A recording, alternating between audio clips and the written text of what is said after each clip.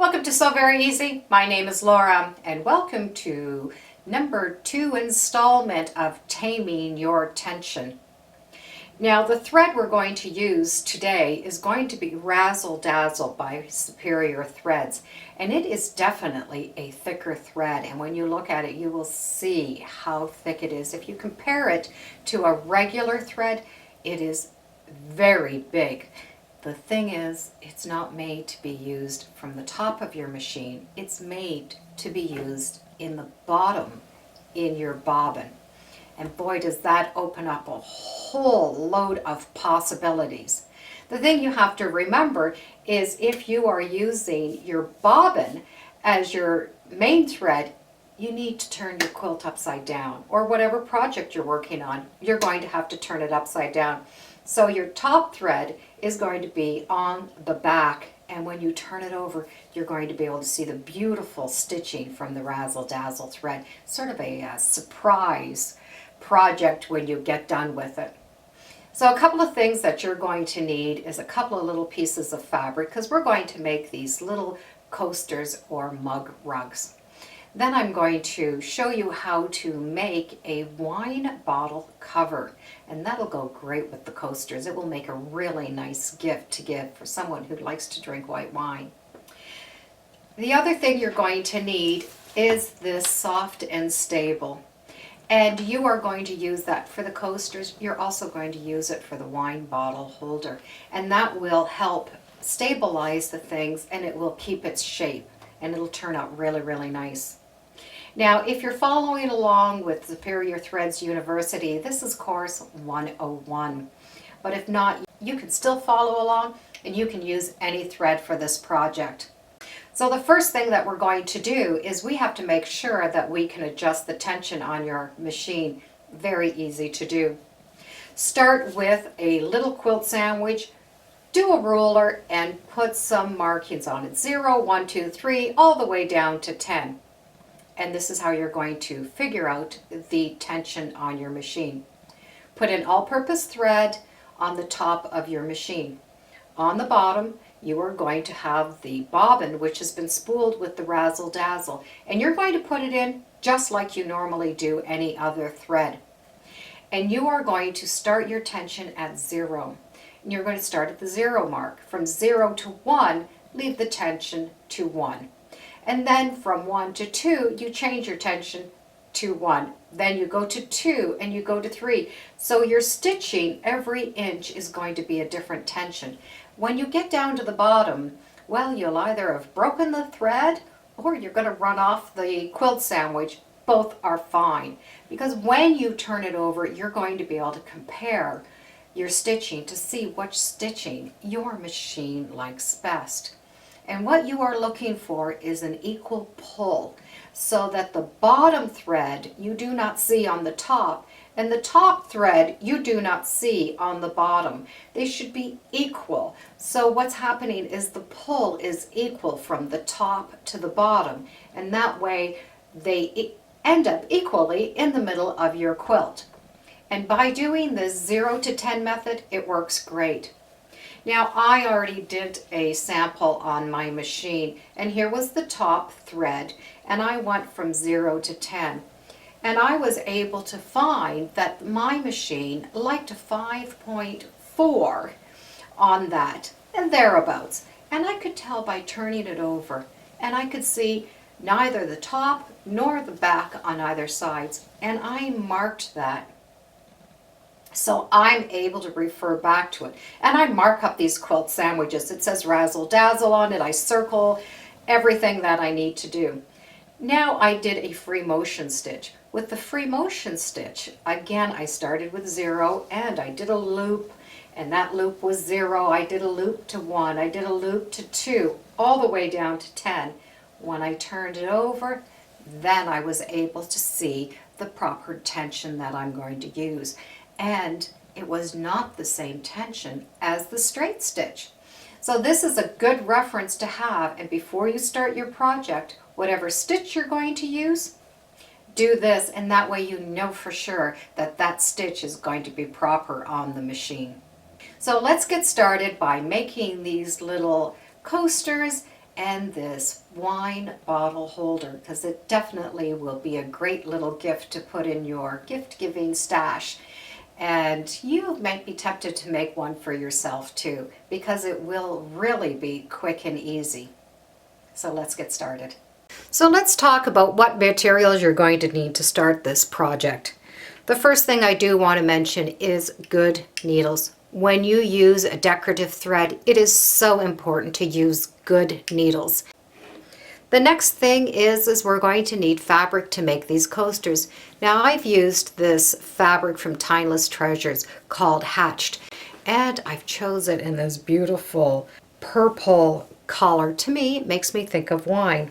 So the first thing you need to do is you need to cut 8 of these squares at 5.5 inches. The next thing you're going to do is you're going to cut this soft and stable, and you're going to need 4 of them cut in 5.5-inch squares. Then you will need to stack these. And what you're going to do is you're going to take the soft and stable, and the first layer you're going to put on the fabric is right side up, because you're not going to make a quilt sandwich where traditionally you put fabric on both sides. This is going to be turned right side out, so this is the way you need to do it. You put your first fabric right sides up. The second one, you're going to put the right side down.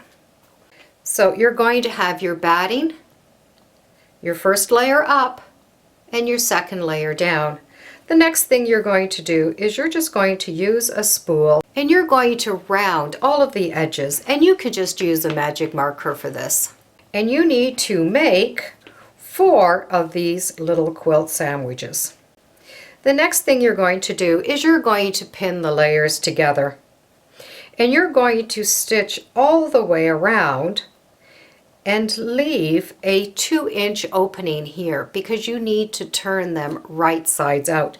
Now if you want, you can cut those points off first, or you can cut them off second. Now when you stitch around here, do not use the razzle dazzle in the bobbin. You just need to use your all-purpose thread for the top and the bottom in this. The razzle dazzle will be for decorative stitching after this has been turned right side out. So here we have it stitched all the way around. Now what you're going to do is you're going to trim this all the way and take off those corners if you've not already taken them off. Once it's turned right side out, you're going to have to close this opening by hand. Well, here's a trick on how to do it. Take your batting and fold it back, and then just trim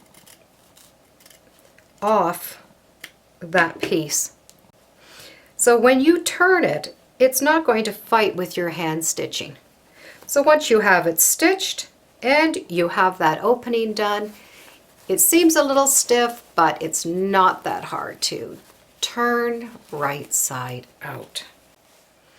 So now you're going to have to turn this over in order to hand stitch it.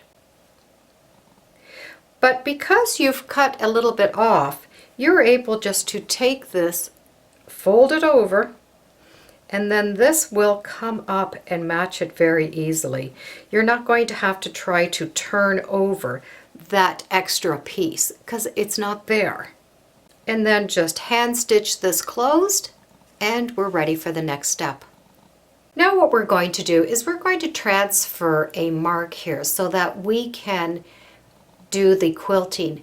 Now remember, the decorative thread is going to be on this side, so this is your wrong side. This is the good side. Now the pattern came with some different designs that you can use. I just printed it out in a bit of a heavier cardstock, and it was enough to cut out for the couple of little coasters that I'm going to do.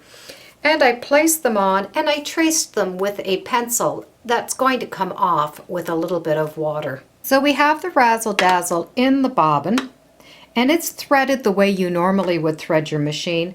And I have the all-purpose thread in the needle, and I have it very close to a matching color.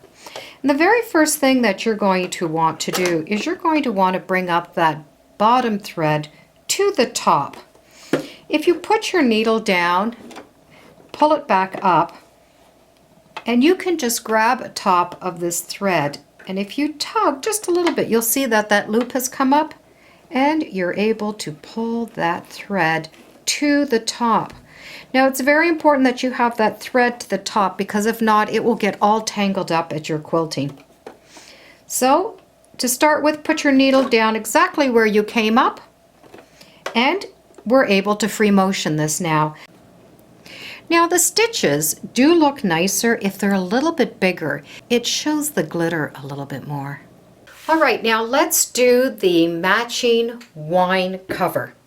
You are going to need a piece of fabric, and it's going to be 12 inches by 18 inches. And you're going to take the fabric and you are going to fold it in half, and you're going to sew a 1/4 inch all the way down on both sides. Now you're going to turn this right sides out and press it. Now you're going to need a piece of soft and stable, and this piece is going to fit inside. So it needs to be just a little bit smaller than your inside, which will probably be about 11 1/4, even 11 inches if you want, and it's by 6 inches.